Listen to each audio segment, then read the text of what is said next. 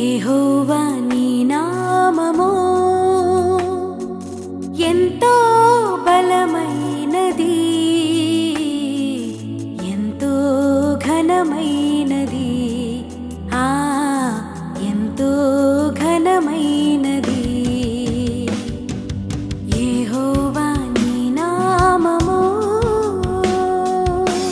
మోషే ప్రార్థించగా మన్నాను కురిపించితివి. మోషే ప్రార్థించగా మన్నాను కురిపించితివి. యెహోషువ ప్రార్థించగా సూర్య చంద్రుల నాపితివి. సూర్య చంద్రుల నాపితివి. యెహోషువ ప్రార్థించగా సూర్య చంద్రుల నాపితివి. సూర్య చంద్రుల నాపితివి. యెహోవా నీ నామము. ఈ మూడు విషయాలు జాగ్రత్తగా ఉండాలి అని చెప్తున్నాను. మూడో విషయం చెప్తున్నాను రండి. 3వ అధ్యాయము 3వ వచనం. ఎందుకనగా శరీరమును ఆస్పదము చేసుకొనక దేవుని యొక్క ఆత్మను ఆరాధించు క్రీస్తు యేసునందు అతిశయపరచున మనమే సున్నతి ఆచరించుకోవడం కావాలంటే నేను శరీరమును ఆస్పదము చేసుకొని వచ్చును. ఇవన్నీ చెప్పడానికి టైం కాదు, కానీ శరీరంపై ఆధారపడబాకండి, శరీరాన్ని ఆధారం చేసుకోబాకండి అన్నాడు. పునరుద్ధానం బలం పొందాలంటే శరీరం పైన కూడా ఆధారపడకూడదు. శరీరంపై ఆధారపడటం, శరీరాన్ని ఆధారం చేసుకోవాలంటే శరీర సంబంధమైన విషయాలపై ఆధారపడబాక. నేను చాలాసార్లు చెప్తాను, మా మామయ్య గారు ఒక ఆయన చిటికిన వేలుతో 20 కేజీల రాయిని లేపుతాడు. చిటికిన వేలుతో 20 కేజీల ఈ కాటాలు, పత్తి కాటాలు వేస్తాడు చూసారా, ఆ ఇనప రాయిని ఇట్లా పట్టుకొని లేపుతాడు. లేపి చూసి సెంటర్లో ఎవరైనా జ్ఞాపకం రండి, ఎవరైనా జ్ఞాపకం రండి అంటాడు. కానీ కొద్ది రోజుల తర్వాత హార్ట్ స్ట్రోక్ వచ్చి చనిపోయాడు. శరీరమును ఆధారం చేసుకున్నాడు, అంటే నాకు భగవంతుడు లేడు అని. శరీరమును ఆధారం చేసుకున్నా ఏమైపోయాడు? మీకు తెలుసు, ఎంతో మంది అందంగా ఉన్నవాడు, ఎంత చక్కగా ఎంత అందంగా. మా గ్రామంలో ఒక సిస్టర్, వాళ్ళు చాలా చక్కగా, చాలా హైట్, చాలా వెయిట్. ఆమె ఎప్పుడూ కింద చూసినాడు, ఎప్పుడే పైన చూసినాడు. ఆమెను చూడాలంటే కూడా జనం అట్లా చూడాల్సింది. కానీ 2-3 సంవత్సరాల క్రితం మా ఊరు వెళ్తే ఆమె ఇక్కడ పడ్డంతో మూతలు పడిపోయింది, మనిషి అంతా వంగిపోయింది. శరీరంలో ఆధారం చేసుకుంటే ఏమైంది? కొన్ని సంవత్సరాలకు పోయింది. ఇప్పుడు కూడా కర్ణాటకలో నేను వర్తమానం చెప్తున్నాను. వర్తమానం చెప్పిన మందిరం ఎదురుగానే ఒక అక్క నడవలేక నడుస్తుంది, కుట్టుకుంటా నడవలేక నడుస్తుంది, చాలా కష్టపడుతుంది. ఆమె చూసి నేను చాలా బాధపడ్డా. ఎందుకంటే 2000 సంవత్సరాలు నేను అక్కడ ఉన్నప్పుడు ఆమె చాలా బలంగాను, చాలా చక్కగాను, చాలా కష్టపడి పనిచేసే పెట్టారు. చేసుకునే వాళ్ళ కొరకు ఒక శుభవార్త ఏంటంటే, ఈ రంగులతో మనకు పనులు కావు. ఇది శరీర సంబంధమై, దీన్ని ఆధారం చేసుకోవాలి. దయచేసి ఎంతసేపు ఉంటుంది, ఎంతవరకు ఉంటుంది, ఎంతకాలం ఉంటుంది, మనం వీటితో ముందుకు వెళ్ళిపోతే ఎంత దూరం పోతాం. అందుకనే దేవుని సేవకునిగా బ్రతక మన సంఘము శరీరాన్ని బట్టి ఆధారం చేసుకునే సంఘము కాదు. ఇది ఆత్మ సంబంధంగా నడిపించుకోవాలి, ఆత్మ సంబంధంగా కనబడాలి, ఆత్మ సంబంధమైన విశ్వాసంతో ఉండాలి. పౌలు అంటాడు, శరీరాన్ని ఆధారం చేసుకుంటే ఎన్ని ఉన్నాయి నాకు? నేను బెన్యామీను గోత్రం, నేను ఎబ్రీలు సంతానం, నేను పరిశీలనే పుట్టాను, అసలు నేను ఇశ్రాయేలు వంశపు వాడను, ఎన్ని చెబుతాడో. అందుకని దయచేసి గుర్తుపెట్టుకోండి, ఎవరైనా ఏ మనుషులతోనైనా మాట్లాడేటప్పుడు ఇలా చెప్పండి, ప్రతి ఒక్కడికి ప్రైజ్ లోడ్ అని చెప్పండి. నిన్న సిస్టర్ చెప్పారు కదా, యేసు ప్రభు అందరినీ సమానంగా చూస్తాడు. ఆమె చెప్పండి, అందరినీ అమ్మా అనే పిలిచాడు. ఎవరెవరిని చెప్పండి, ఎవరెవరిని? కనాను స్త్రీని అమ్మ అని పిలిచాడు, సమరయ స్త్రీని అమ్మ అని పిలిచాడు, పాపాత్మ స్త్రీని అమ్మ అని పిలిచాడు, తన సొంత తల్లి లాంటి మేరీని అమ్మ అని పిలిచాడు.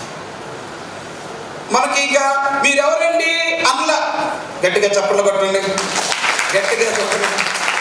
అసలు కొంతమందికి ఈ దెయ్యం ఎప్పుడు పోద్దో, ఈ భారతదేశానికి మాత్రమే ఈ ప్రపంచంలో ఈ దెయ్యం బాగా పనిచేస్తుంది.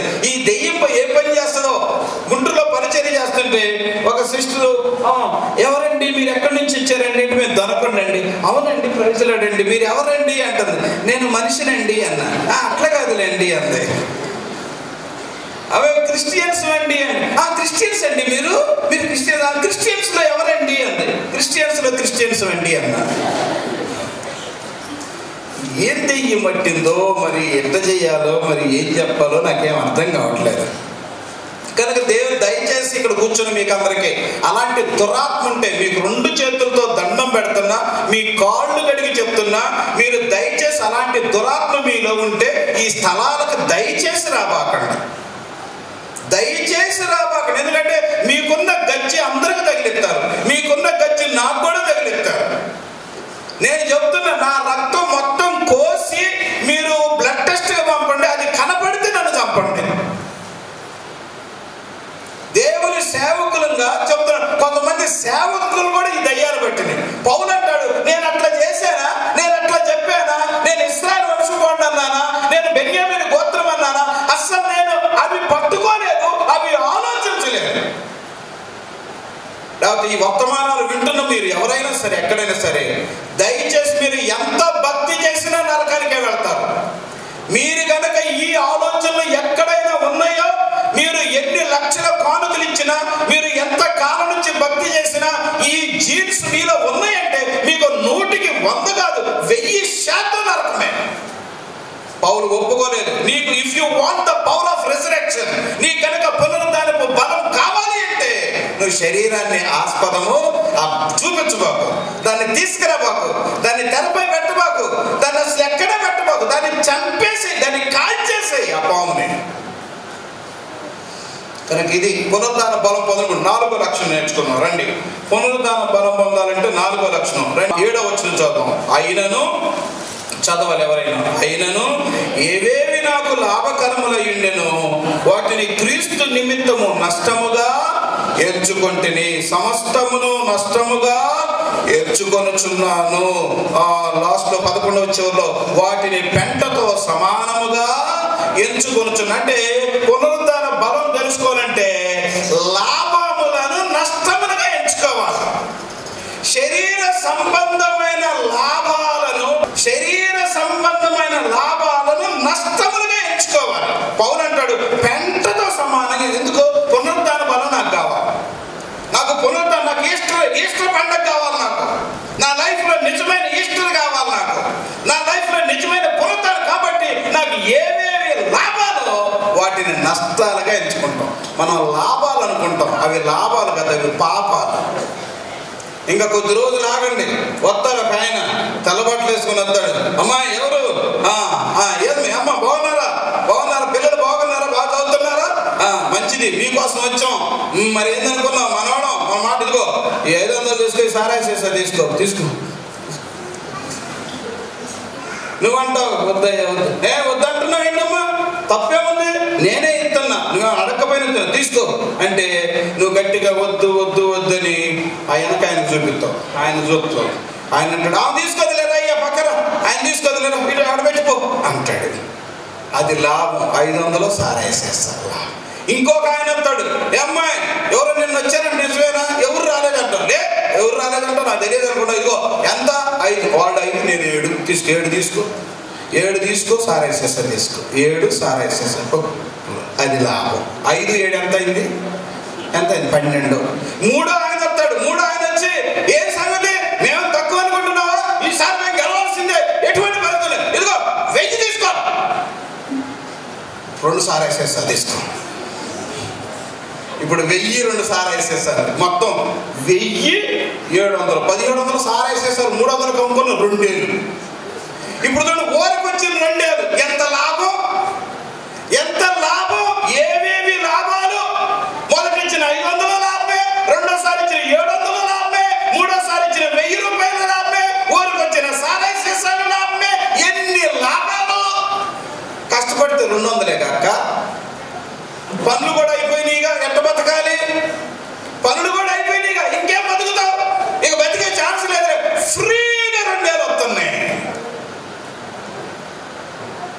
పౌలు అంటాడు, ఏవేవి లాభాలు అనండి, ఇప్పుడు అనండి, అవి లాభాలు కాదు పాపాలు. చెప్పండి పక్కన చెప్పండి, లాభాలు కాదు పాపాలని. పక్కన మీరు కూడా చెప్పండి, లాభాలు కాదు పాపాలు. అంటే 500 పాపం, 700 పాపం, 1000 రూపాయల పాపం, సారాయి సీసాల పాపం, ఆ పాపాల మూట, ఆ మూట తెచ్చి నీ ఒళ్ళో పెడితే నువ్వు అనుకుంటున్నావు ఒడి నిండిపోయింది, లాభం లాభం అనుకుంటున్నావు. పౌలు అంటాడు, ఏవేవి లాభాలు వాటన్నిటినీ ఈ లాభాలు వద్దు బాబోయ్, ఈ లాభాలు కాదు నాయనో, ఈ పాపాలయ్యా, ఈ పాపాలు నాకొద్దు, నాకు పునరుద్ధాన బలం ముందు ఈ లాభాలు ఎందుకు? నేను కనుక మరణము జయించి తిరిగి లేచే శక్తి పొందుకుంటే, పరలోకం పొందుకుంటే, దేవుని శక్తి పొందుకుంటే, రోగాలపై స్వస్థత పొందుకుంటే, ఈ రెండేదేం లాభం? సైతాను యుగ సంబంధమైన చెప్పండి, యుగ సంబంధమైన వారి మనోనేత్రాలకు, అవిధేయులైన వారి మనోనేత్రాలకు యుగ సంబంధమైన దేవత ఏం చేసింది? గురుడు డానియల్ అని చెప్తాడు, నువ్వు అయిపోయింది నాకు కావంటది. ఏంది డానియల్ అని చెప్పింది? ఏం చెప్పాడు చెప్పు? ఆయనకి ఏం తెలుసు? ఆయన ఊర కూర్చొని అడిగితే సరిపోద్దమ్మా. కేజీ బియ్యం ఎంత? 50 రూపాయలు, 60 రూపాయలు ఊరకు వస్తాయా?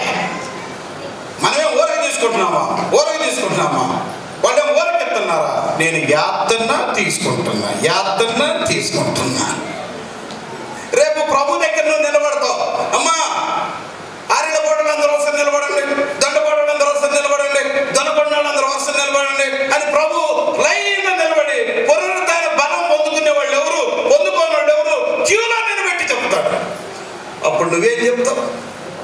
నీకేం జవాబు వస్తుంది? కనుక గుర్తుపెట్టుకోండి, పునరుద్ధాన బలం పొందాలంటే లోక సంబంధమైన లాభాలు, పాప సంబంధమైన లాభాలు, శరీర సంబంధమైన లాభాలే కానీ ఏ లాభాలు? అది ఆలోచించాలి. అందరు చెప్పండి, నేను చెప్పిన లాభాలే. అందరు చెప్పండి లాభాలే. గట్టిగా నాకు ఇటు నుంచి సౌండ్ కూడా రావాలి. లాభాలే, గట్టిగా లాభాలే. అవి ఏ లాభాలు?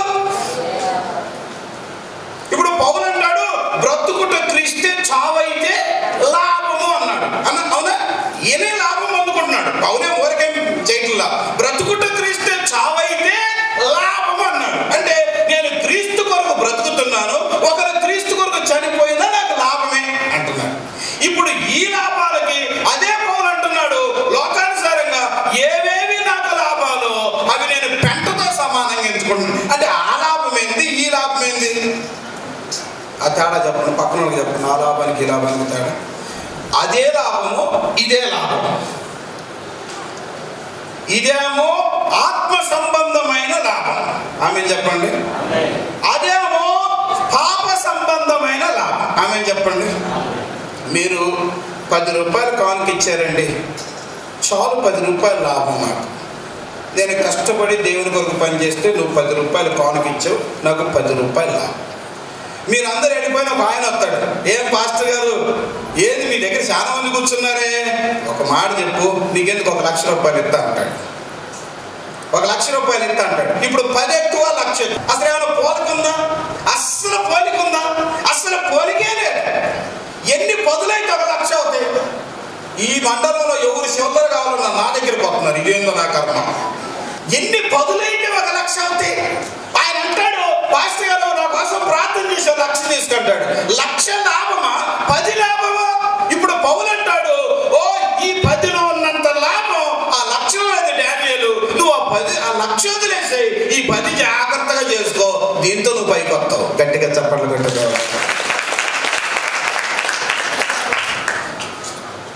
పక్కన అది సంగతి, పక్కన అది సంగతి, గట్టిగా అర్థమైతే అది సంగతి అన్నమాట. ఓకే, 5వ లాభం, పునరుద్ధాన బలం పొందుకోవాలంటే 5వ లక్షణం 12వ వచనం. ఇదివరకే నేను గెలిచితినైనను, ఇదివరకే సంపూర్ణ సిద్ధి పొందితినైనను నేను అనుకొనటలేదు, కానీ నేను దేని నిమిత్తము క్రీస్తు యేసు చేత పట్టబడితునో దాన్ని పట్టుకొనవలనని పరిగెత్తుచున్నాను. ఓకే, మనము పునరుద్ధాన బలం పొందుకోవడానికి కావాల్సిన కొన్ని లక్షణాలు. ఇది 5వ లక్షణం ఏంటంటే, క్రీస్తు యేసు నిమిత్తం దేని చేత నేను పట్టబడ్డ దాని కొరకు పరిగెత్తుచున్నాను. ఆ మాట నేను పరిగెత్తుచున్నాను. చేసుకోండి, పరిగెత్తుచున్నాను. నేను పునరుద్ధాన బలం పొందుకోవాలంటే నేను పరిగెత్తుతున్నాను. నేను పునరుద్ధాన శక్తి పొందుకోవాలంటే పరిగెత్తుతున్నాను. నేను పునరుద్ధానం ఎరుగు నిమిత్తము పరిగెత్తుతున్నాను. రైట్. పుట్టిన ప్రతి మనిషి దేనికో దానికోసం పరిగెత్తాల్సిందే. అయితే పునరుద్ధాన బలం పొందుకునే వాళ్ళేమో దేనికి పరిగెత్తుచున్నా అంటే పౌలు అంటాడు, నేను దేని కొరకు పట్టబడ్డాను. డానియేల్ అనే నేను 94 డిసెంబర్ 8వ తారీఖున నేను దేని కొరకు పట్టబడ్డాను. ఒకప్పుడు లోకంలో ఉన్నాను, చీకటిలో ఉన్నాను, పాపంలో ఉన్నాను, చెడు స్నేహాల్లో ఉన్నాను, ఇష్టానుసారమైన జీవితంలో ఉన్నాను. నాకు దేవుడు అంటే ఇష్టం లేదు, సేవ అంటే అసలే ఇష్టం లేదు. సేవ చేసేవాడు పిచ్చోళ్ళు అనుకునేవాడిని. సేవ చేయ ఒక భాష గారు మా ఆత్మీయ దైవజనుడు పోతుంటే మరి బాబు ఈయన ఇటు వచ్చాడని చెప్పి నేను ఇటు వెళ్ళిపోయేవాడిని. మా నాన్నగారు వచ్చి పలకరించి నేను వెళ్ళిపోతానంటే వెళ్ళిపోను అయినా అనేవాడిని. మా ఫ్రెండ్స్ వచ్చి సినిమాకి వెళ్దామంటే వెళ్ళిపోయేవాడు. 7వ తరగతి నుంచే సినిమాలకు అలవాటు పడి స్కూల్ బ్యాగ్ ఒకసారి పడేసి ఇష్టానుసారంగా సినిమాలకు వెళ్ళాం. ఇటువంటి దౌర్భాగ్యుడిని 94 డిసెంబర్ 8వ తారీఖున యేసుక్రీస్తు చేత పట్టబడ్డాను. ఇప్పుడు నేను దేని నిమిత్తం పట్టబడ్డాను? దానికోసం పరిగెత్తుతున్నాను. ఒకప్పుడు నువ్వు కూడా నేను కూడా పాపులమే కదా.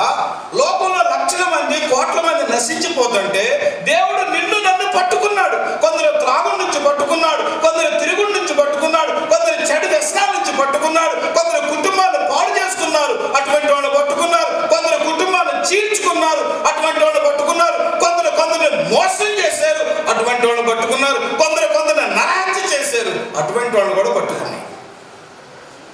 రకరకాల మనుషుల్ని రకరకాల స్థలాల్లో రకరకాల పరిస్థితుల నుంచి దేవుడు పట్టుకున్నాడు.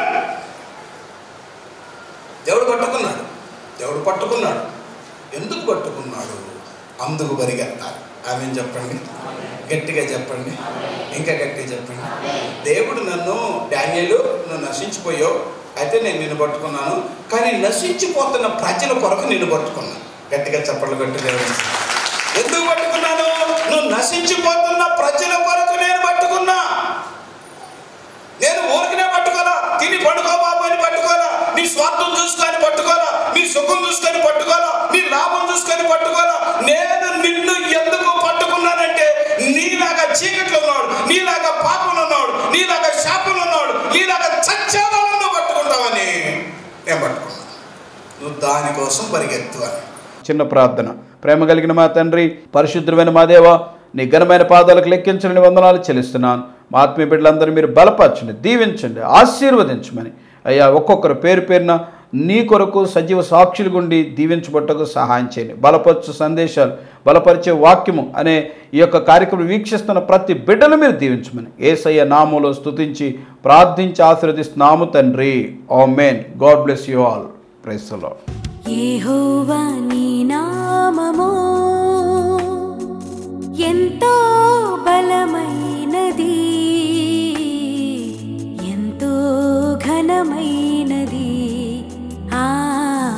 ఎంతో ఘనమైనది. యెహోవా నీ నామము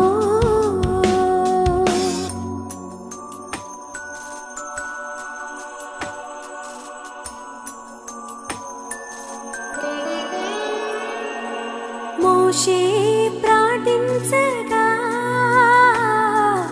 మన్నాను కురిపించితివి. మోషే ప్రార్థించగా మన్నాను కురిపించితివి. యెహోషువ ప్రార్థించగా సూర్యచంద్రుల నాపితివి. సూర్యచంద్రుల నాపితివి. యెహోషువ ప్రార్థించగా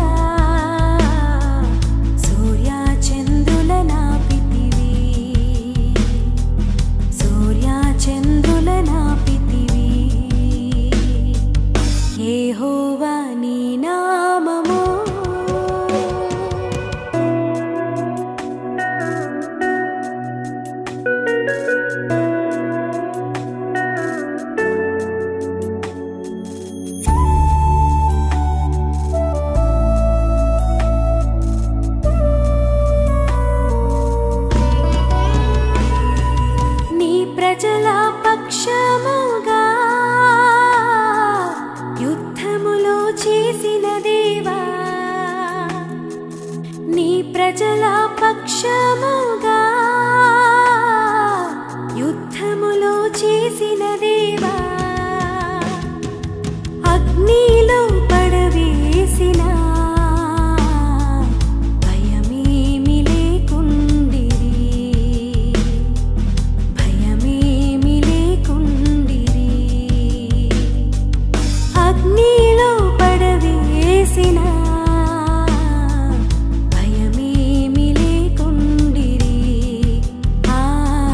భయమేమి లేకుండిరి.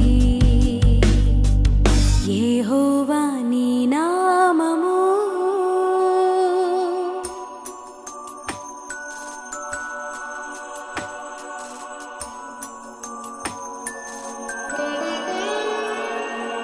సింహాల బోనుకైనా సంతోషముగా వెళ్ళిరి, సింహాల బోనుకైనా సంతోషముగా వెళ్ళిరి. ప్రార్థించిన వెంటనే రక్షించి నీ హస్తము, రక్షించి నీ హస్తము. ప్రార్థించిన వెంటనే రక్షించి నీ హస్తము, రక్షించి నీ హస్తము. యెహోవా నీ నామము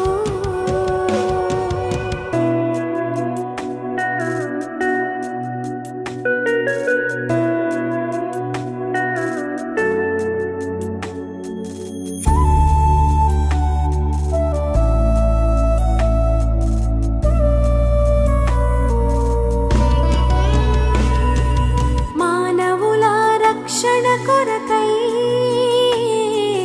నీ ప్రియ కుమారుని,